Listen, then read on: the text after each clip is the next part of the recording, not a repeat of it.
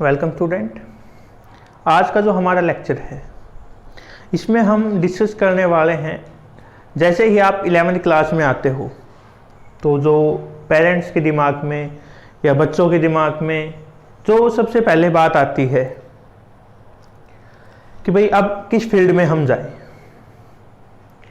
तो उसमें से कुछ तो चूज करते हैं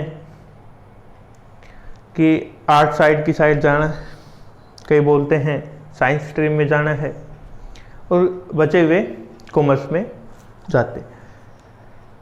लेकिन साइंस आपने पढ़ना शुरू किया तो सबसे पहले आपसे कोई मिलेगा तो वही चीज़, भाई क्या ले रखी, वो ये नहीं पूछता क्या पढ़ रहे हो, वहाँ पे आपसे पूछा जाता है कि क्या ले रखी आपको। साइंस में क्या ले रखे, नॉन मेडिकल या मेडिकल। मतलब ये है मैथ पढ़ रहे हो तो आप नॉन मेडिकल में हो, बायो पढ़ रहे हो तो आप मेडिकल में हो। बात तो सही है आपकी, लेकिन फिर फिजिक्स वाले कहाँ पे जाएं, केमिस्ट्री वाले कहाँ पे जाएंगे? उनका तो कहीं नाम ही नहीं आया, कोई उनके बारे में पूछ ही नहीं रहा। यही बात हुई ना, आपने बताया या तो भाई हम आर्ट में उसमें मैथ पढ़ रहे या बायो पढ़ते, ये तो कॉमन है, ये तो पढ़नी जी। ऐसा नहीं, मैथ वालों को ही हम नॉन मेडिकल नहीं बोलते, या फिर बायो वालों को, या फिर केमिस्ट्री वाले जो दोनों में कॉमन है। अब यदि हम यहाँ पे बात करें तो सबसे पहले देखिए आप, हमने बताया है साइंस के बारे में। साइंस एक लैटिन वर्ड है। लैटिन वर्ड साइंस किससे आया है, साइंस किससे आया है? साइंटिया से आया है। साइंटिया एक लैटिन वर्ड है जिसका मतलब क्या होता है? To know. ध्यान से दोबारा सुनिए कि साइंस एक किससे बना है? साइंस एक लैटिन वर्ड से बना है, जिसका कौन सा लैटिन वर्ड है? वो साइंटिया, जिसका मतलब क्या है? टू नो, किसी चीज के बारे में जानना। उसके बाद हमने क्या किया कि साइंस को दो पोर्शन में डिवाइड करती। साइंस को दो पोर्शन में कौन कौन सा? एक तो मेडिकल साइंस, एक नॉन मेडिकल साइंस। जो मेडिकल साइंस है हमारे पास, इसको हम दूसरा यदि नाम दें तो दूसरा नाम होता है इसको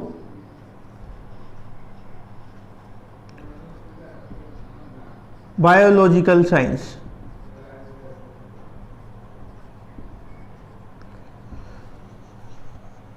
और इसका दूसरा नाम होता है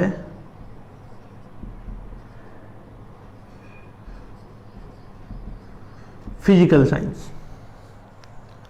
क्या नाम होता है इसका दूसरा? नॉन मेडिकल को हम बोलते हैं फिजिकल साइंस, और मेडिकल साइंस का दूसरा नाम होता है बायोलॉजिकल साइंस, हम इसको बोलते हैं। अब जिसके अंदर हम लिविंग थिंग्स की स्टडी करते हैं वो तो कौन सा होगा भाई हमारे पास? Biological science.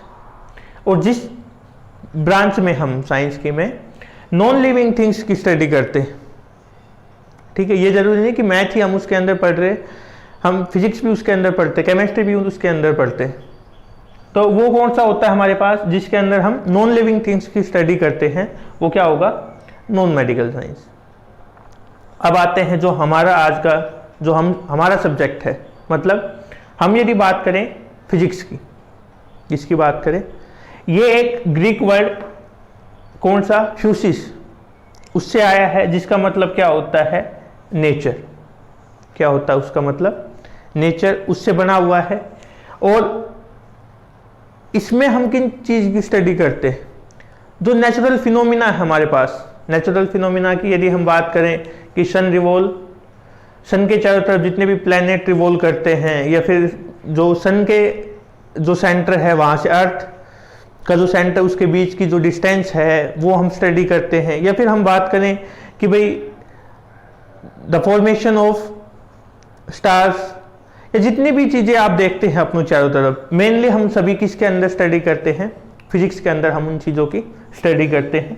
तो the branch of science which deals with the study of nature and natural phenomena is known as physics. वैसे आप देखोगे फिजिक्स के बहुत सारे पार्ट हैं,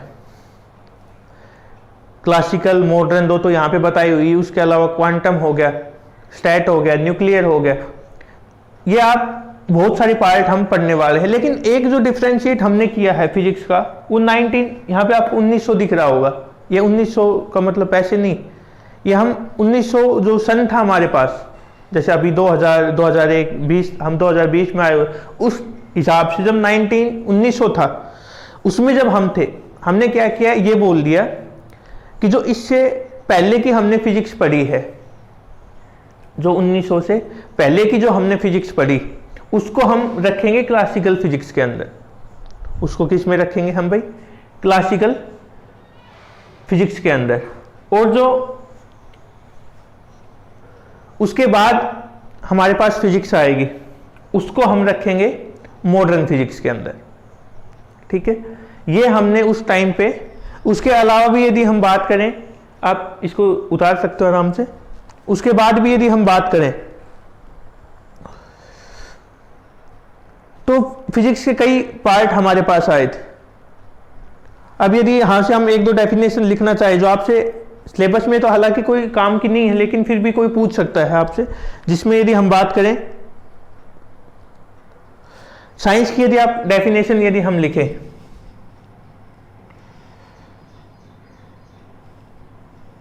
ये अलग है भाई,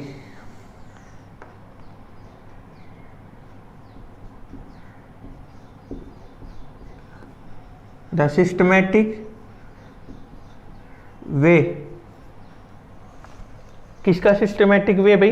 यदि हम यहां पे बात करें, to know the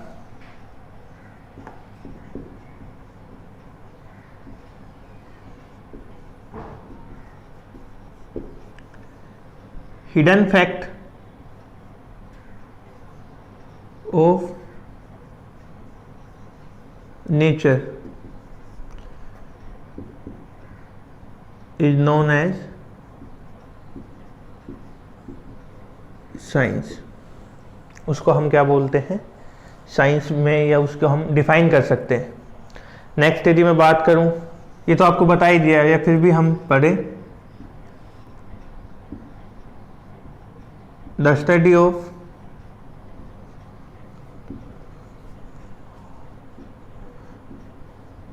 non living things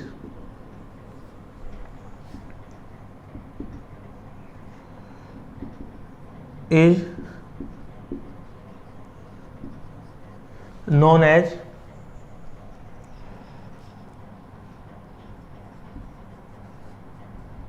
physical और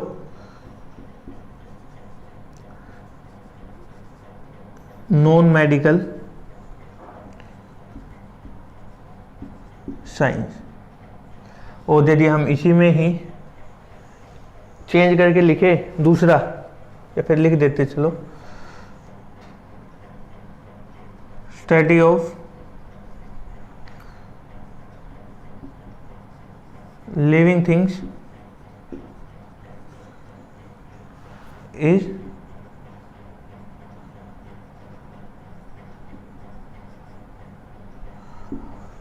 बायोलॉजिकल साइंस, या फिर हम उसको मेडिकल साइंस बोल सकते हैं।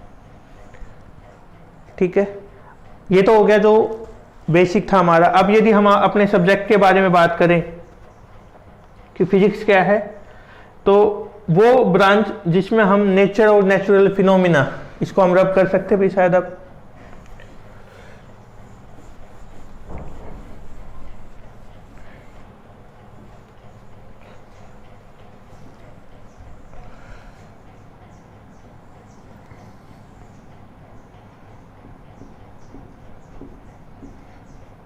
the branch of science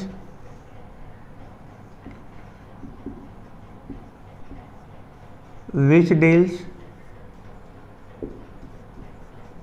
with the study of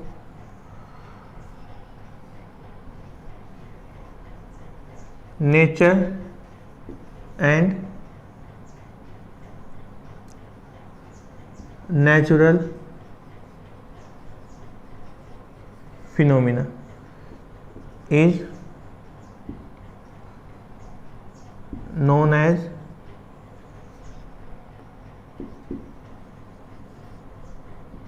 physics. दूसरा यदि हम बात करें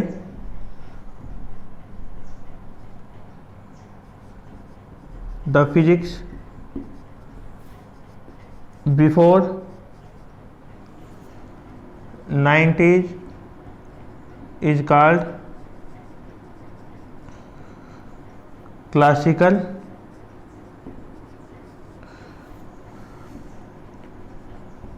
and the physics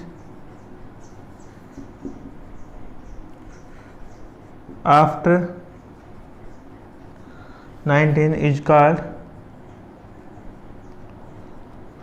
modern physics.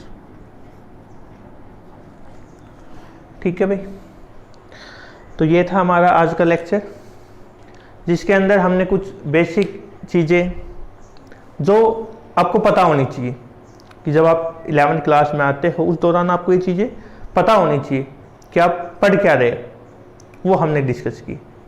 Next lecture से हम अभी तो आप ये मान के चलो कि जब जो हम यदि पहली यूनिट स्टडी करते हो तो उसमें सभी लगभग बेसिक कॉन्सेप्ट ही हम लेके चलेंगे।